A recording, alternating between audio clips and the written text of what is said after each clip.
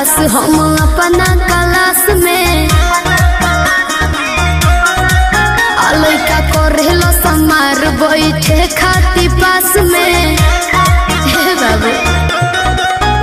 बानी सबसे झकास हम अपना क्लास में लइका करेलो समार बैठे खाती पास में सभे करेला बड़ाई हम केने केने जाई केहू कहे अमर पाली केहू लूलिया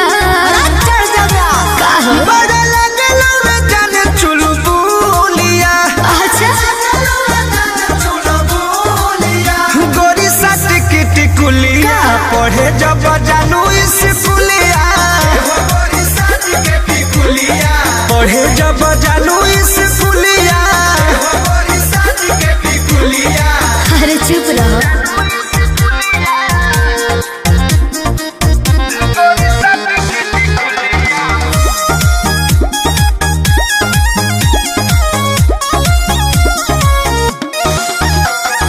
ट्यूशन में मिशन लही कन के बा हमारा बतावे के घड़ी में सभे देखेला समय हमारा जाए आवे के ये हमरा सब बुझाते है बाबू तो का पूछता ए धन ओठ पर लगा के उठल लिया तो चले लू हिरनी वाला चलिया ऐसा बका चिझना हवे जान तू ममोलिया चिझना हवे जान तू ममोलिया मथ सट के टिकुलिया पढ़े जब जानू स्कूलिया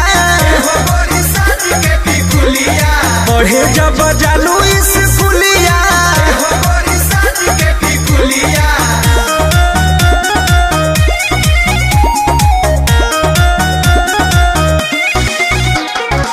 म्यूजिक बाय आर्या शर्मा अरे फेरा में हमारा लागल बाड़े प्रमोद विशाल हो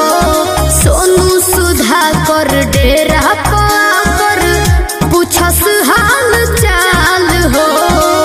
पप्पू पिंटू लागल बड़े बाबू तो का करे बाए कह के निकल जालू हंस के